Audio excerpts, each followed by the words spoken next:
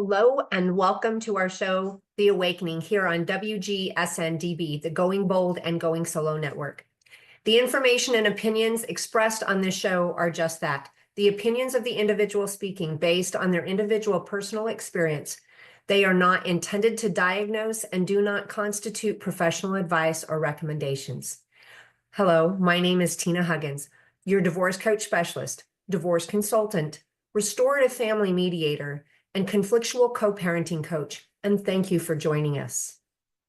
Matthew? My name is Matthew Hoffman, and I am a kick-ass relationship coach. Whether you're working in your marriage, your most important human relationship, or trying to figure out how you can establish the best business relationships to reach the goals you want to see in your career, I'm the person to go to talk about that, and I'm glad to be joining you today. Awesome. So Matthew is actually the co-host of the show. So we're getting to talk a candid conversation from host to host today. And so I'm just going to kind of let Matthew get things kicked off.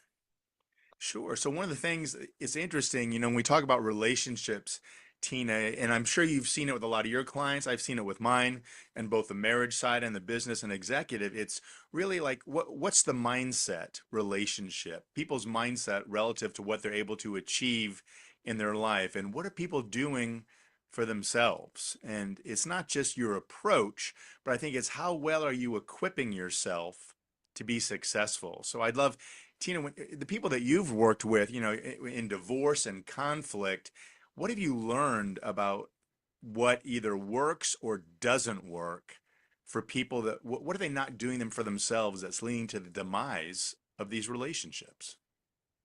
Well, you and I had talked about that just before we come on here, and we all think that because I know, I lost my husband, and I know that self-care, we hear that you need to take better care of yourself. Well, I think I am taking care of myself. Or in the middle of my divorce, self-care was a stupid little sentence. What is that going to do for me? So I really can see in my clients that self-care is so important. And I think I told you that I'm a master body worker. And so I work in mind-body medicine, and the connection for stress can be found in the actual body itself. Sure. So we hear that term thrown out all the time, Tina, and I have some thoughts on it, but when someone says to you, you've got to make sure you have self-care, what kind of definition would you put around that term for everybody listening? How should they be looking at that term in relation to themselves? Well, obviously it's self, and we need to care for ourselves. So those of us that are parents, we definitely know what child care means, that we're caring for our child. And if our child is sick, we know how to handle that situation. We want to make sure that our child has got enough fluid. We want to make sure that our child is resting. We want to make sure that if they're running a fever that's too high, that they're taking something that can help pull that down. We want to make sure that they're getting the proper fluids inside them. So not just water, but maybe electrolytes or things like that. And we can care for our child. And like you had mentioned before, we're eating, we're doing our best to do some form of this and sleeping, but what are we doing self-care wise? So, we know how to take care of the child. So now we need to figure out what we need to do to take care of ourselves. Right, right. And I think when I think about that, you mentioned some of the physical elements or physiological, right? There's basic human needs. Am I getting enough sleep? Am I getting nourishment, right? Do I have all the things I need just to survive and make it through my day that a lot of us take for granted? And I think some of the other self-care, if you ask yourself this question, what do I need in this relationship? If it's a marriage, right? What do I need in this business relationship? Whatever situation you find yourself in, what do I need to feel content, to feel at ease, to feel that my needs are being met, that I'm happy and I'm joyful? And if you think about all those needs, some of them might be physiological, right? I mean, in a marriage and a relationship, intimacy is important. And there's all kinds of intimacy. There's physical intimacy, there's spiritual intimacy, there's financial intimacy, there's experiential, like, hey, let's do stuff together and get intimate because we have shared experiences. So I think it's really important that everybody learn how to define, Tina, what does that mean to you? And write down, this is what I need to feel like I'm well cared for. And some of those things are within my control. And if you're in a relationship, you might say, this is what I need from you to feel cared for, right? Because I think that so many of us make assumptions we think we know, or we give people what we want to give them, not necessarily what they need or want. And that's a huge disconnect with a lot of people that I work with, is they haven't communicated. I'm not a mind reader. I can't. I mean, I might be able to pick up some body language from my wife or say, ooh, she's in a bad mood today, or she's tired, or she's stressed, or she's feeling kind of happy, but I don't know why. And I don't know what she has enough of or what she might need more of, right? So that communication to your partner is like the ground rules or the boundaries of, hey, for me to feel respected or heard, understood, valued, appreciated, this is what I need. And then it's my job as a vested life partner to say, I'm going to do my darndest to give it to you. And if I can't, or if it goes against my values or principles, or I just don't have it to give. One of the favorite things that my wife and I do, we picked up from actually one of the people we interviewed, is when one of us is going through stressful situation, we might say, hey, babe, I'm at like 20% today. I can't follow through. I can't do. I need you to make it up. All right, I've got you, right? So I don't have it to give. I know you want me to give this to you, but I don't have it. So I'm going to need you to support me to help make that up. That's a great way to communicate. This is where I am right now, and this is what I need. So I think that what kind of open communication ideas come to you when you're thinking about those issues, Tina? Well, I go back into my relationship with my late husband, and I kind of smile when you just said, telling your partner that I don't have this to give today. That was something I was very big about. I would tell him in the mornings when I just didn't sleep well or whatever, or I just got off a call that went bad or something. I would tell him, I'm not in a good space right now. I just need you to know. So when you bring that workload to me, that one, you're kind and don't bark the orders with me, and maybe even speak more softly than we normally do with each other, because right now I just am not in a good place. And that helped our relationship so much because I was good at piling my plate really super high with work. And then all of a sudden it tipped over. And once it tipped over, that was me tipping over. It wasn't the plate, it was me. And Sure. and I could lose my crap all over the place. It was something that if I barked back because I was a little sensitive, then he took it that I was mad at him. And it would escalate into something that it really didn't need to. Luckily, we we were in a relationship very much like you talk about with your wife. We were able to communicate those types of things. So if he took something wrong, I right away would stop and I would say, whoa, whoa, that was not meant to be an insult or a direct at you. That was my emotions about everything that's going on right now. Sure. Yeah, I love that. And you mentioned the word conflict, Tina. And I think conflict arises for a lot of different reasons. A couple I'd like to talk about a little bit. One is when needs are unknown, right? Like you're angry at me because I'm not giving you what you need, but I don't know what you need. So I'm being held accountable to something that I'm not even aware of.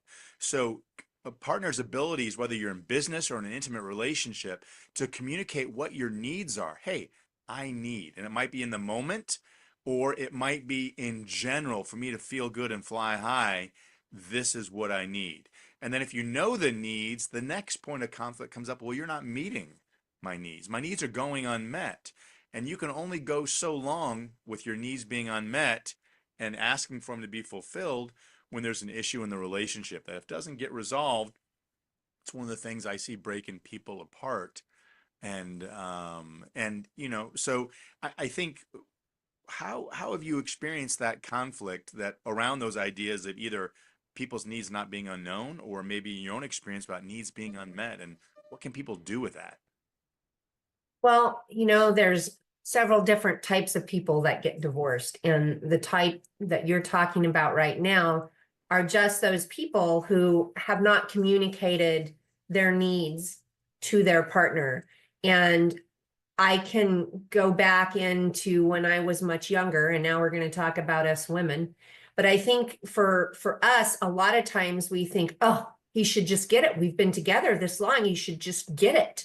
And so we think our partner should read our mind. You know, we've been here 2 or 3 times and he still doesn't get it. Well, the reality is have you ever told him during those 2 or 3 times what he just did wrong or what he's not doing right for you? Right. And the answer usually is no. And so what happens in those relationships, as you well know, is that 1 or 2 times is just 1 or 2 times, but then pretty soon we have 5 times, and now we have a situation going on. Well, pretty soon those 5 times become a month, 2 months, a year of this lack of communication. And when that happens, it breaks down everything.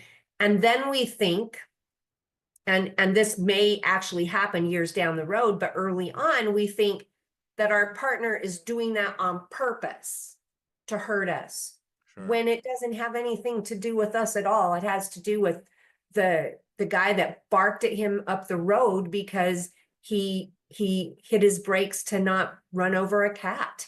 Right. It's just things like that that bring up the negative feeling within this person, and then they take it out in front of the person they care about, and that person takes it personally, and Sure. then they feel like it was a personal attack. Yeah, and I want to kind of come back to that. Tina, you said two really cool things. And the first is there's a guy, famous sales coach and developer and speaker named Zig Ziglar. I'm sure you've heard of Zig Ziglar. And he had Yes. an expression called someone else is just kicking their cat. And that means that when someone acts out of anger, more often than not, it's because they're dealing with an issue. And they're just acting out to express their own anger. It's not directed at who they may be acting out at. It's because they're not able to deal, or they've bottled up their own issues so much, it just happens to explode on the person in front of them in the moment. So that's one issue, right? And I think the antidote to that is to make sure that you say, is to communicate. It's like, oh my gosh, I feel like my head's going to explode, right? I had the worst experience at work today, and I got to just get it out there. This is not against you, but I just need you to listen to me. Okay. So that's someone else is kicking their cat, has nothing to do with the person they're talking to. And then the other one is the other situation that you just hit on when you were describing that, is when somebody does something that makes you feel a certain way, and either you don't respond, you just stack it up, right? And that plate gets stacked higher and higher and higher until it tips over and all hell breaks loose. Or you respond and you're pointing the finger and it's accusatory. Here you go again. You never listen to me. I told you to do this and you've done it right? And so I want to give you the antidote. The first antidote, the first situation is, man, I'm having a bad day. I just got to emote. Will you just let me go and withhold your judgments? I need an ear. I need somebody to listen to me right now. Okay. And then you can say and do whatever you need to do. And you get it out there. Right. But the other thing is when the relationship happens and you feel like, oh my gosh, I feel like we're going down this road again. You can say, babe, I got to communicate something to you. When this happens, when I experience this, this is how it makes me feel. And I don't like feeling that way. What can we do so that I'm not found in this situation again and again and again? I need your help, right? That's a far cry from you never, you always. This is the third time in a week you've done that thing that you said you never were going to do, right? So it's all about talking about it and owning it, but doing it in a way that's going to invite connection instead of throw the gas on the fire of conflict. How does that sound to Mhm. you? Hmm. Yeah, that's yeah. There's so often, as you were talking, there's, the stuff that comes out where we do that you and we point our finger and it's you always, you again, and everything to that. I would tell my taekwondo students back in the day, you see that finger? Now look at these fingers. They're pointing at you. And so that means you have to own your side of this. Okay. Yeah. You have to say, I, not you. You need to say I 3 times before you are going to get it. I need to own this. I need to be responsible and I need to speak respectfully. Now it's up to you. So I think that is huge, and then we go, we're talking about the types of people that get divorced. And so the people that I generally work with are in the high conflict area. Mm-hmm. And if and this is rare with mental disorders, but if you can catch most of your relationships way early on doing this work, if you can learn to say the I instead of the you, if you can accept your responsibility instead of throwing it as their fault, if you can do that early on, then you don't get to the divorce stage. Now, when we're dealing with the conflict that happens in the beginning stages of divorce, or maybe even years before they get divorced, if there's a mental situation, then that self-care, we're going to circle back to that self-care. You and I had talked about boundaries earlier, and Mm. that self-care has got to set in place in your relationship. So if we don't take care of ourselves in our relationship, we can't take care of the relationship. And I often had told people, there was a lot of religious people that I would speak to early on that would say, but it's all God. I have to do this all for God. Well, God's taking care of God, and you need to take care of you. And if you take care of you, this will take care of itself. And once they understood that concept of I need more rest, I need to eat more greens, I need to drink more water, and in their spiritual relationship, I need to do more quiet time, listening, not talking, then things started to fall into place for them. And that actually helps if they're in an abusive situation. Once they can see their self-care is important, then they can start seeing the abuse. Because I can tell you, coming from an abusive situation myself, I didn't see the abuse because I wasn't taking care of me. I was trying to take care of him. I was trying to take care of the family. I was trying to take care of the finances and all of the stress that was out there. And so I wasn't taking Sure. care. Well, so what I hear you saying is you were sacrificing yourself in order to do for somebody, someone else.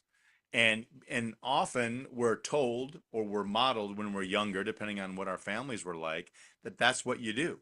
You see relationships or they're modeled to us or shown to us, and that may be all somebody knows, but it's not sustainable and it's not healthy, but it may be all you know. And so, Tanya, as you think about some of the daily habits of that you have, I have, or that people who are successful have, what are some of the daily habits that go into creating, kind of that we call the oxygen mask syndrome, right? Put your mask on first so you can help others. So, what are some of the daily habits that you see showing up for people who put that oxygen mask on first and then they turn to help others? Well, the daily habits, then when they start taking care of themselves, they start seeing their needs as important. And I think that's the first and key part. I mean, you brought this up several times. They start seeing their own needs as important. And when their needs aren't getting met and their spouse is not willing to help them get their needs met, they start looking for that elsewhere. And I don't mean in another partner. I mean in they go to church, they start getting their spiritual life cleaned up, they start exercising at the gym, they start spending time with their friends, their guy friends or their girlfriends. They start spending quality time with family members. When those things start to happen and they're natural, once they start taking care of themselves, they see these things that their needs are not getting met. So they start meeting their needs by their support system and the healthy things on the outside. So Yeah. is that something that you actually see when you're working with your clients? You know, it is. And what's interesting is I see a couple of things. You know, pain pursues pleasure. And that can be a bad thing relative to addiction. That's how a lot of people get involved in alcohol or drugs or pornography, is because they're trying to escape the pain that someone else is inflicting on them, that they're inflicting on themselves, or just the pain of not having something they yearn and wish they did have. So and that's the negative side of what can lead to divorce and separation and problems in relationships. But what I think you were talking about is that people are saying, what's within my control? That's what kind of went off in my head when you're talking about that. What can you control? Can't control my husband, can't control my wife. I can control me. And what are the points about me that need to be solid for me to feel good and be successful? I got to be mentally grounded. I got to have a strong spiritual connection, realize that this isn't all about me. I got to take care of my physiological needs, right? I need exercise, I need food, I need nourishment, I need sleep. I need interactions with people who bring the good out in me and recognize the good in me, right? Whether that's a family member or a friend or a coworker. So when people start doing those things, I've worked with couples in relationships where one's like, I'm just here because, you know, she said I have to be. And the wife is kind of surpassing, or the husband is surpassing their partner because they have a growth mindset. They want to improve. They want to get better. And you can see such a disparity. And there comes a point in those relationships where the partner who's not engaging and getting their needs met, not in the healthy things they need in their life, where I say to one partner, I say, okay, either they're going to get on the bus with you and start this journey for themselves and making those decisions for themselves about being healthy and nourishing them and getting them to be strong so they can give to you, or you're going to be on that bus ride alone. And there's going to have to come a time when you're going to decide, okay, we're going to continue to do this together, or we can't, because they're not willing to go for themselves. And there's got to come a point where an individual says, I want to fight for what I deserve and for what I am and for what I know to believe, you know, or I can just fight with the person because my stuff's not getting met. And, you know, that's a hard point to come to, but I think that those wins, because you're taking care of things that you can control. That was the big thing. When I heard you talking about that, people are acting when they're doing that on what they can control. They control their thought, they can control their behavior, and all those things are just adding to their strength as an individual, which are equipping them to then, you know, my relationship with my wife is so good. We can't contain each other's success. I'm pouring into her so much, she's spilling over. And she's doing the same to me. So guess what happens with all that spillover? It's got to go somewhere. So anybody that's around us, whether it's kids, in-laws, family of origin, neighbors, church members, you name it, they're receiving the benefit of the excess love that I or my wife are getting from each other. And so to me, that's when the relationship is the center of good and it spills over everywhere else. And you see the converse probably a lot more. You see the conflict and the fighting and the tearing down, right? And that's affecting not just the couple, but the kids. And I mean, you can't escape that impact, that negative impact, until someone starts to make those decisions you were just talking about. Yeah. So something you just said there, you know, about the overflow of the love, and then we have the conflict, and where's that energy go? So years back, I would teach energy classes for a massage school, and the book kind of talked a little bit about the foofy energy. And so I had people coming in, they were, you know, put their arms up and cross. I don't believe in this stuff. And I said, okay, so hold on in just a minute. I said, have you ever walked in a kitchen where two people are fighting, but yet you've not heard them say one word to each other, but you know they're fighting? And they're like, well, yeah, that's energy. And that energy does go out and it affects everybody.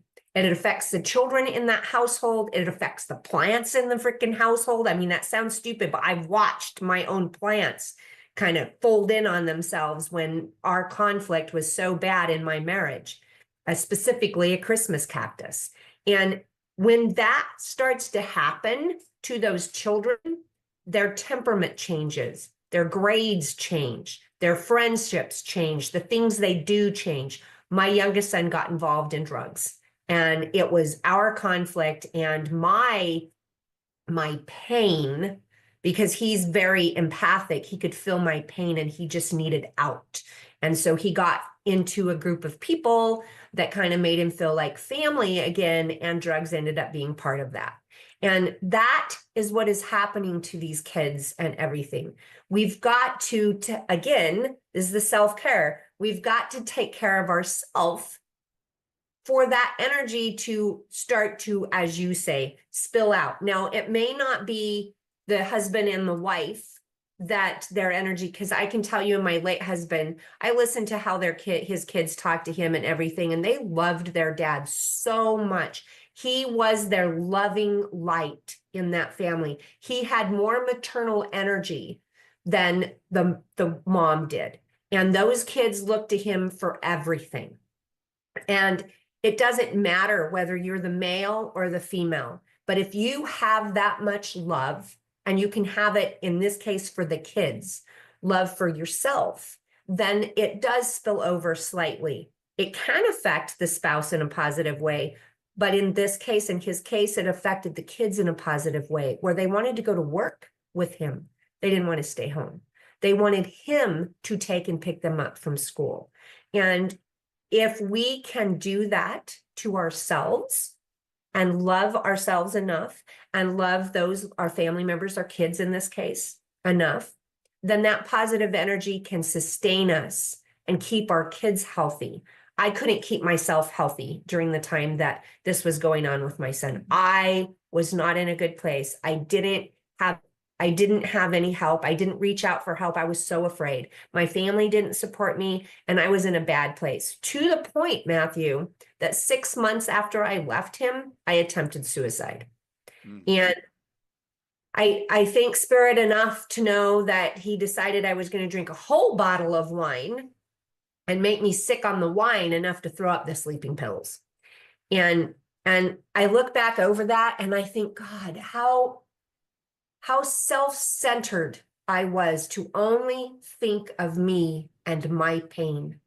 How much pain was I going to cause my family, my children, my parents, my siblings? And I taught Taekwondo to a lot of little kids. How many of those little kids would have thought, if she could do it, it's good for me too? Yeah. Oh, wow. Tina, I appreciate you sharing that. That sounds like a dark place to emerge from. And so as you had those thoughts about the selfishness, what was it that helped you, for anybody that might be listening, what was it that helped you get out of that spin cycle of that was going down? And what was it that helped you change that trajectory? Self-help. I started reading self-help books. I had read some, so I knew where I was going with it. Jack Canfield, I think, was the book that I picked up right after that moment. I can't remember what it's called, something about success. And I started working in the self-help and doing the work, the self-love work. I started doing that. And then, we talk about that. That was a really dark time in my life. You are correct there. And then my husband just passed away here 7 months ago. And that was a different darkness.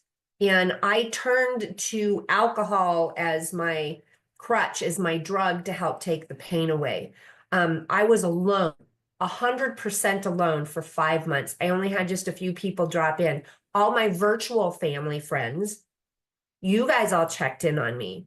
And that was what helped me. But at 2 o'clock every day, I decided that I was okay to drink beer. Well, there were some days that I drank myself to sleep.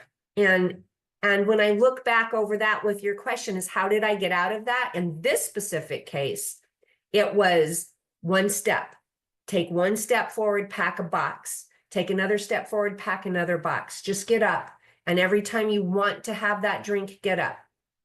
I had gone to my husband's funeral in Colorado. So I had driven a 12, 14-hour drive out there. And I was going to convalesce out there in my sister's home. And after the funeral, my sister and I went sideways. And that, because alcohol was involved on both sides, that scared me to death, like almost to death, I should say, to the point that I go, okay, this is not what I want to do. And I'm lucky that those kinds of thoughts can get in my head and can make me sick. So if I drink, it'll make me sick. And so that's kind of where I'm at today is that I can't have what I was drinking back then. My body won't allow me to. So now it's a social drink here or there, and I'm good. I can spend my whole weeks just like I used to with no alcohol, but that getting out of that spiral was huge. And then when I moved out here, I was a long ways away from the civilization that my son was living in town. I was out of town. It was physical exercise. I would get up and I would do my push-ups, sit-ups, my calisthenics and everything. And then I would dance in the trees. And so I've picked that back up now that I'm in my new home. And if I don't work out, I have a sluggish day. Yesterday, I didn't work out. My day was sluggish. So those are the things that I've done. Yeah. And I think that I appreciate you sharing that. And I know that there's maybe people out there who have lost. My wife and I were talking about the other night. We said, golly, I know people who have lost someone on our street, lost their son. And you never think about your kids predeceasing you. And I would struggle. And I know it'd be really difficult. And then you think of losing a partner too. I mean, it's going to happen one day.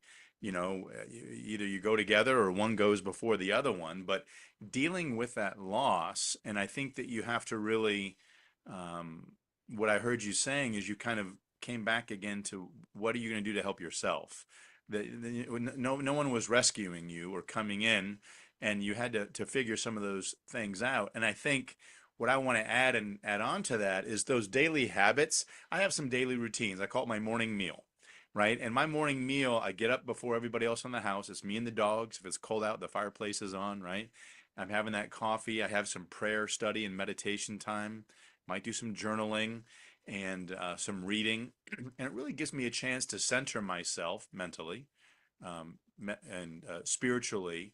And I kind of get my thought prepared for the day. And then I will often exercise because if I'm not physically challenged or tired, it's really tough for me to be mentally effective.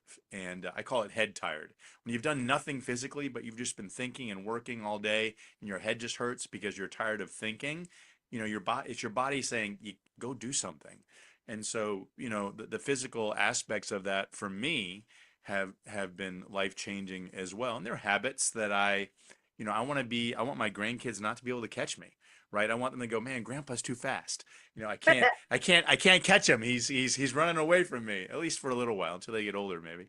But those daily habits and those routines don't just, they feed you. So you're getting what you need by what you're choosing to do to feed yourself. And that's in all aspects of the mental, physical, and psychological. And I think that's really important. And kind of the question I had for you, then I'll kind of insert it now, is whose responsibility is it that that our needs get met? Who's responsible for that? The only person that can be, and that's us. Yeah. We have to one, understand that. And I will tell you, coming from, in dealing with divorce, that when your brain is mush from all the stress that's taken place, because we don't just have our divorce stress, our conflictual stress, we have our other aspects of our family stress, and then we might have our outside family stress, but then we have our work stress, and we still have laundry, and we still have bills, and we still have a life that we have to live. And now we're a zombie. And when we're in zombie mode, we don't even know. I remember back in my relationship with my first husband, I remember somebody asking me, well, what do you do for fun? I don't know. I don't know. And I didn't. I wasn't doing anything for fun. Well, what do you want to do for fun? I don't know. And they told me, well, the next time it rains, go jump in the mud puddle. And I thought, well, that's silly, but I did it. I did that.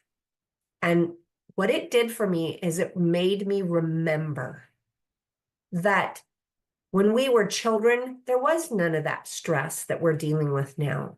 We need to get into that childlike state. You know, you talk about your morning, how you start your morning. That is how I start my mornings. And that is what kept me going for those 5 months. It is the one thing that I did not give up after my husband died, is I had my morning meditation.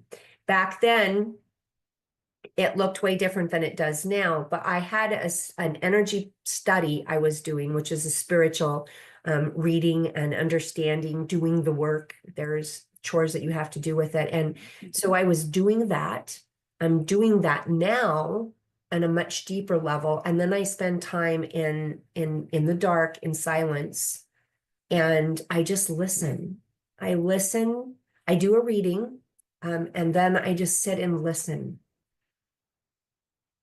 And it's there is where our answers come from, is in that quietness.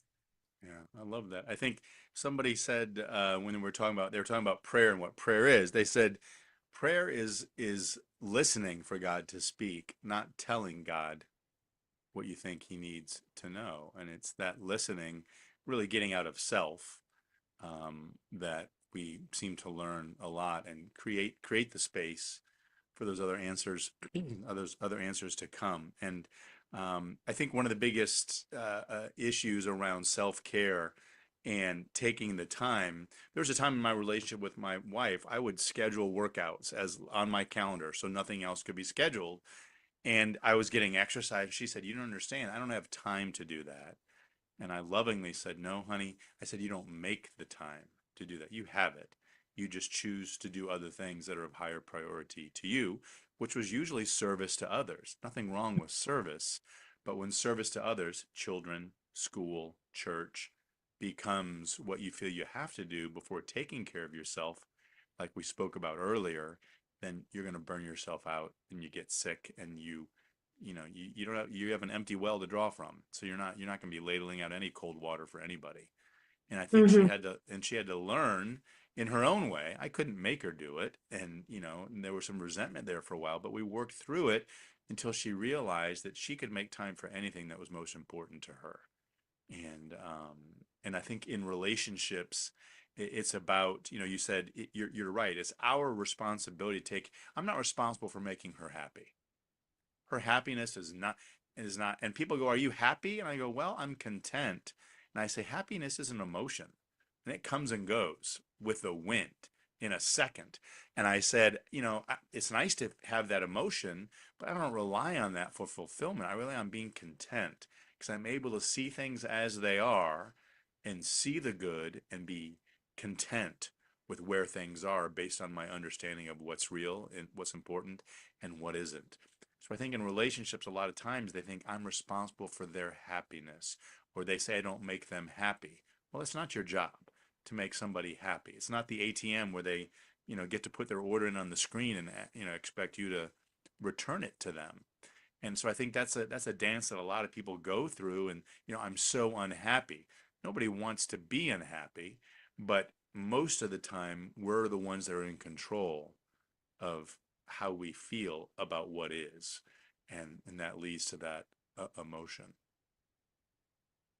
Yes. Yes. And once we realize ourselves that it is up to me to be happy, to me to set that time aside for exercise or a prayer or meditation, if we can get to that part that we can say it's up to me, then there's our boundary. Our boundary is us. We have to physically put that into our calendar. We have to physically get out of bed. We have to physically do that. And once we can do that, then we're on the right road. We can fix things. We may not be able to save our relationships. We may not. And if you're trying to save your relationship, but you're not working on you, you're not going to save the relationship. You're going to destroy yourself. You need to work on you. And if the relationship is savable, then it'll start falling into place where then you can start working on the relationship, because it takes two. Yeah, But if you don't absolutely. work on you, the relationship won't be healable. Yeah. Yeah. I think it all starts with commitment. You know, I've got 14 pillars in our platform, and the first three that are most important, I call the three C's. It's commitment, communication, and conflict resolution. And I truly believe, Tina, if both partners are committed, hey, I'm committed to doing whatever it takes to work this out. If they both say that, then the rest is easy. But if there's not a dual, if you're not equally yoked, meaning you're not both committed in the same way to the relationship, like, hey, you feel you want to go work on, I'm fine with things the way they are. You can go work on whatever you want to work on, right? That's not a relationship. That's, you know, that's a one-sided taking, really. And I think that there's a Viktor Frankl quote I absolutely love. I quote it often. And he says, between stimulus and response, there's a space. And in that space lies our freedom to choose. How am I going to let this affect me or not affect me? Right? How am I going to respond or not respond? And is it based on the values, my boundaries, what's best for me, right? Or Mhm. am I sacrificing self in order to respond? And you can only sacrifice yourself so much before there's nothing left to give, and that's when things go haywire and people are breaking apart and you know, exiting, choosing to exit. And you know, there's a lot of other things in between, but I love, you know, and he came out of the concentration camps. He said, you know what, they could Mhm. take everything they wanted to from me, to be a naked man with zero possessions, no hair, no jewelry, no nothing, but they couldn't take away my ability to choose my thoughts. And and we all have that, and that freedom and that ability is ours to use. And as you make those choices and those conscious thoughts for yourself and set the boundaries in the relationship, you start to get some wins and build up those accounts that allow you to personally be successful and have the relationship be successful. But I think, kind of like one of the big concepts we're talking about today, you're not going to have public victory until you have the private victory first. And that private victory is making sure you know what you need and you're making decisions to help yourself get it. And if you're in a relationship, using your partner as a coach, a cheerleader, and a supporter to helping you achieve what you want to achieve, but not relying on them to achieve it for you. Yeah. So Viktor Frankl, that story is an awesome one, and a lot of our viewers may not even have a concept of what took place. I was down in Germany and in Holland, so there was some stuff that I got to see and experience. But it brings me to a story that I remember. There was a great big accident on the freeway, and so everybody's in their cars. Well, there was a reporter heading to a news deal, and they didn't, you know, they were just sitting there with nothing to do, just like everybody else. So they decided to interview all of the drivers that are sitting there, knocking on their windows and asking if they could interview. So they interviewed guys and gals, and they were all headed to work. They were all headed to work. And they interviewed this guy and they said, so how do you feel this accident is affecting you? And he blew a gasket. He had cuss words, he had all kinds of colorful language that he had that was going through. And he he said, you know, I'm going to be late. I'm going to miss this meeting. I'm not going to make the second appointment, and I'm going to lose an account. And he just went on and on and on. So as they go up and they go through all these doors and knocking on the windows, they get to one and they said, so how does this affect you? And he says, well, I'm stuck here, but I have a series of tapes and books that I'm listening to, and I haven't been able to catch up with them because my commute has been too short recently. So I'm just enjoying listening to these books. Same accident, different people, same situation. They were all going to be late to work. Two different responses. Sure. Yeah, that's a beautiful, a great illustration of some of the concepts that we're talking about today. And I think, you know, it kind of another issue I think brings up, Tina, to be aware with, you know, you talked about energy earlier, And the lowest form of energy, which is catabolic, pure, is a victim mentality. I have no control. This always happens to me. My life is full of stuff just like this. Why bother? It's not going to make a difference anyways, right? It's anxiety and it's stress and it's the hormones. When you want hormones released, the fight or flight hormone, right, which makes us, the adrenaline. Nothing wrong with using adrenaline, but when your body is cranking out adrenaline because you're just full of anxiety and stress that never goes away, that's where you get adrenal fatigue, and people burn out, they get strokes, they have heart attacks, right? Based on that lowest form of catabolic energy. And being a victim is a choice, like you said, it's a choice. The first response you said, they chose to be a victim.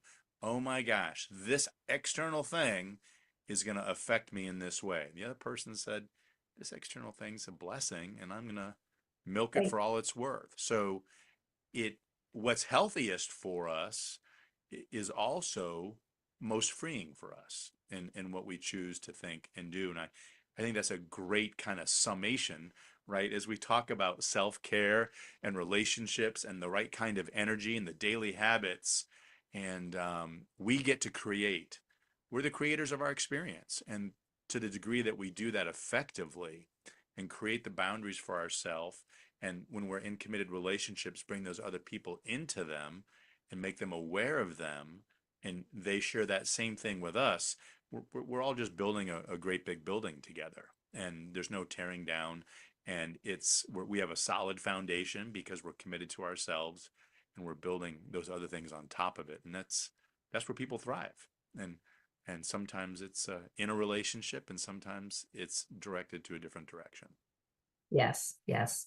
And we've actually come to the end of this. This has been such a wonderful conversation that I haven't even paid attention to our timer today. Um, so we're here at the end, and so can you tell people where they can find you and where you're at, where they can go and look up your website and things? Absolutely. If you want to learn more about me or my coaching and my programs, you can go to matthewphoffman.com. Anybody listening to the show today that would like a free coaching session to learn what coaching is like and how it might benefit you in your personal relationship or in your business, that's my gift to you today. So you can go to the website, you can sign up.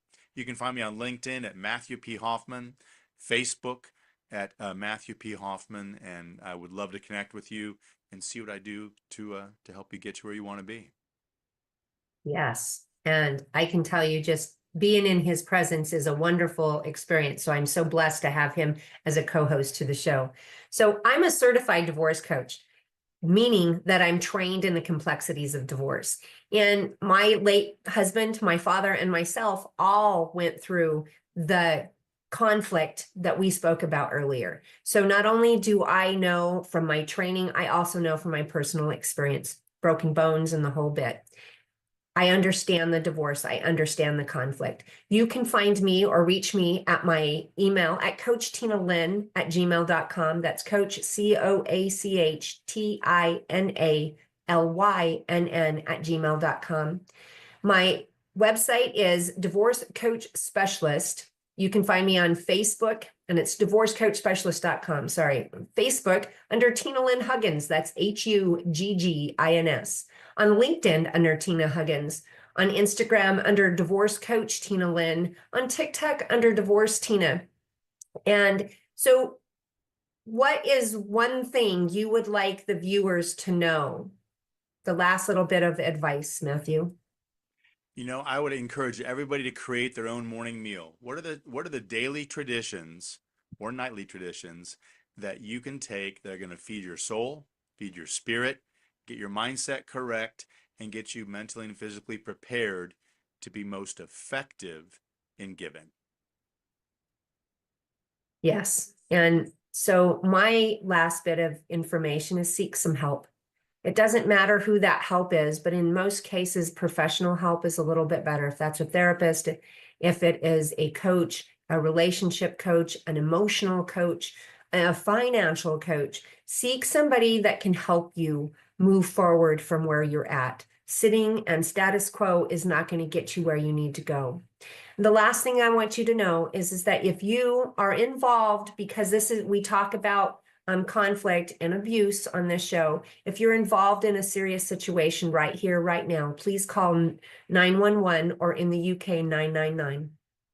Get the police there and press charges. The charges are your key out into safety. If you drop those charges, and my late husband would tell you, once you drop those charges, everything gets worse later. So don't drop the charges. Step forward. That's when you seek help right then. And if you know of anybody or you are involved in domestic violence, please call a domestic violence hotline at 800-799-7233. That number again is 800-799-7233. So this has been an awesome conversation, Matthew. Thank you. My pleasure. I enjoyed it. Well, awesome. So if you could please like, comment, and share this information so it can help others. We would all appreciate that. Thank you.